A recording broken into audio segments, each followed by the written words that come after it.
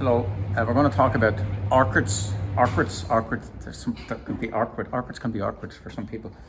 And we're going to talk about a few houseplants. Now, the thing I noticed about orchids is that, and my mother was quite good at growing them, and the reason why I found that afterwards is that she always did the temperature, when she was getting on a bit, the temperature of the house would always get very high. It was going to be roasted. And that's all you need to know. Good hot conditions. Generally, if you have a lot of houseplants, one day get something like this. It's a min-max thermometer, and the purpose of it really is to find out what your min is at night. And the minimum, it says on most of them 15, but probably get away with 12. Don't go below 12 really. If you're getting to below, say, get to 10 or 9 over time, you don't like it. It doesn't matter. The high temperatures, 25 right up 30. Not really. The high temperature not really an issue. No one's houses are at 40 degrees, but it's the minimum winter. Now the thing is that most modern houses have very good insulation. So in the olden days, when I was growing up, one room was heated and the rest of the house would have been cold. There was no insulation, and everybody huddled around a fire. Them was the days. But anyway, they were all around up in their bedroom playing on the machines. But anyway, we had these type of plants: Asparagus fern and Fatsia japonica, and they were the original house plants. That's the false castor oil plant. It's used as an outdoor plant, but that was brought in from Japan in the 19th century as an indoor plant. You couldn't put it indoors now because just most houses are too warm. And the same, the asparagus fern will do in a coolish spot. And why is it called asparagus fern? Because it is an asparagus. And there's the real asparagus coming up. You can see the new shoots. And there's the shoot of the asparagus fern. It's very similar. So, and the general range of houseplants, other than that, they tend to like, say, minimum 13, 14, 15 degrees at night. And watering, when I started gardening first, in 1973, this chap, I was working, watering geraniums, and he told me to water geraniums in the geranium house, and I said, how do I do it? And he was a man of few words, unlike me, and he said, water the ones that need it. And I said, how will I know that? And he said, get your pot and put your finger in, and if it's dry, leave it alone. If it's wet, water it. That was the best advice I ever got in my life. If it's wet, water it. Okay, I've got that wrong. It's a fake news there. If it's dry, water it. If it's wet, leave it alone. That's very simple. That's the best advice I ever got. So people say, does that plant need water? Lift it. Now, orchids are a bit different. You see, they grow in, these are epiphytic orchids. You know, what the vegetation, epiphytic orchids, because they grow in trees. Say I'm a tree, here's the branch. The orchid grows like that, you see, in the branch. And so it doesn't get any mineral soil or any nutrients from the bottom. It gets very little nutrients. Maybe occasionally a bird might poop, and it's kind of like winning the lottery for an orchid. And that's so it doesn't get much nutrient.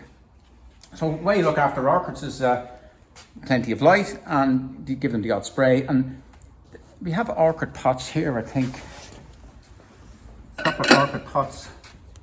This one here, if you notice, the middle comes up, and that when you put the orchid in and it's watered, the excess water drains away to the bottom, it stays in the bottom, but it doesn't touch the plant, but it can evaporate over the plant. You never leave them in water because in their natural habitats there's never water in the trees because all goes out, but there's plenty of water in the atmosphere, so you can spray them and stuff.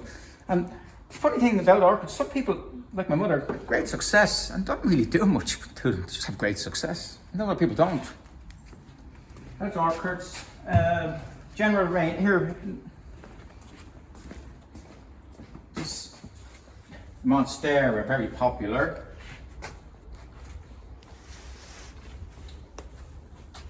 Once again, does that need water? That does need water. It's dry.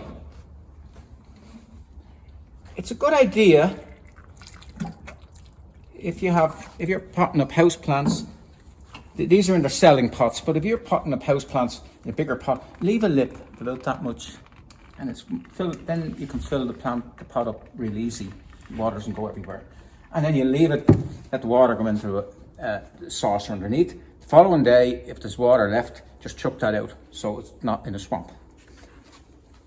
And that's the Swiss cheese plant. This is interesting. This is very different.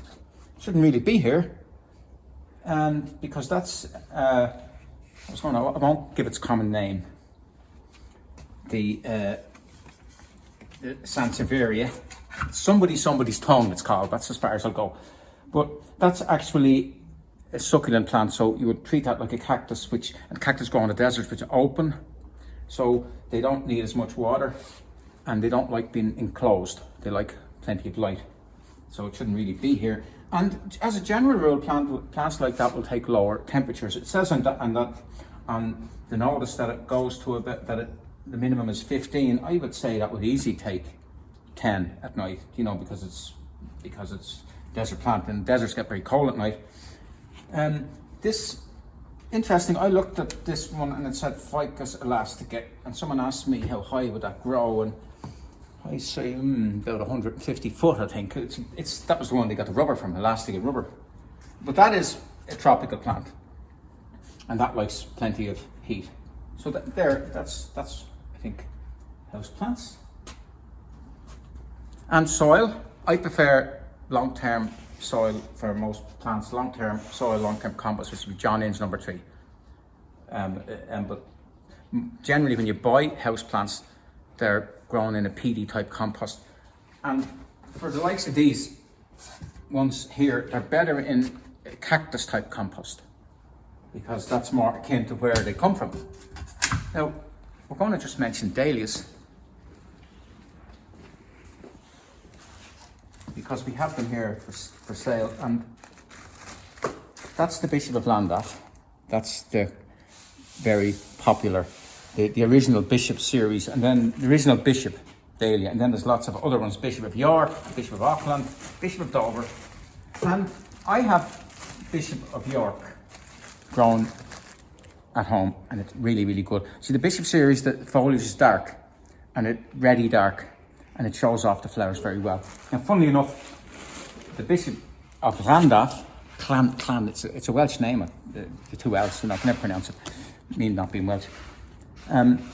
Ready foliage against ready flower, but that's far better. Yellow against the ready, and that one is even better still, Bishop of Dover. Now, I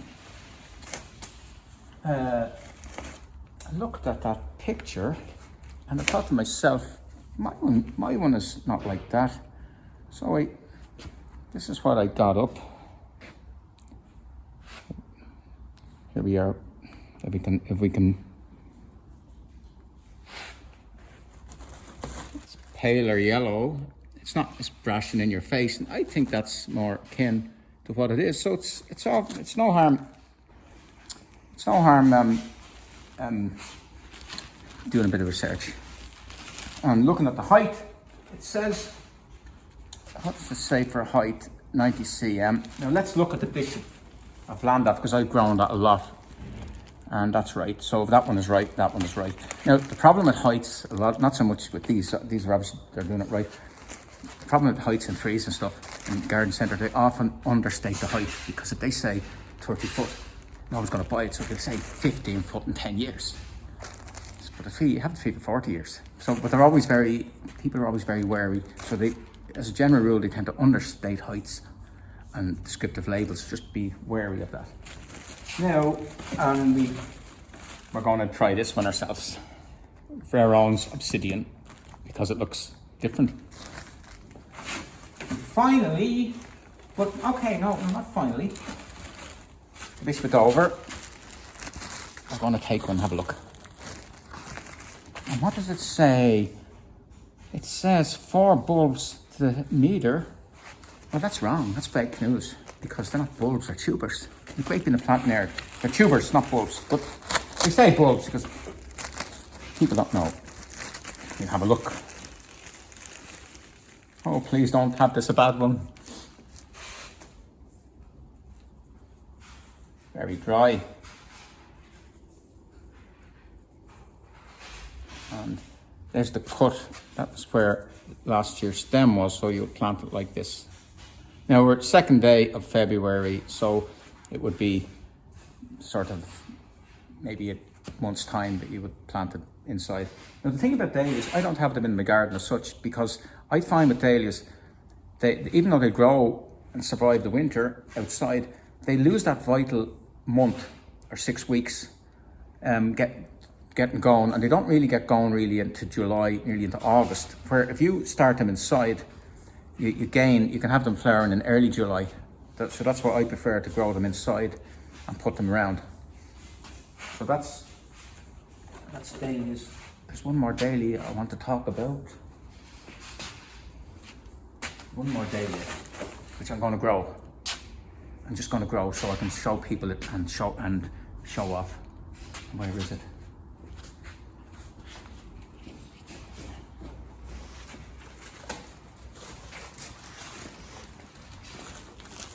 Here we are, Dahlia imperialis. Now I saw that in Wesley in Surrey. That's the headquarters of the RHS in England, and it was amazing.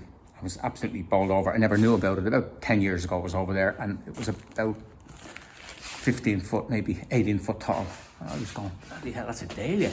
And that's what it is. So you plant one of those in your garden, and you sort of, it would be better, I would say, obviously in a very sheltered, I've never grown it, but I would say a very sheltered position, and you would want to start it off and have it grown fairly well before you plant it out. A sheltered, sunny position to get it up to 15 foot. It's probably from Central America with warmer parts, but it's certainly worth a go.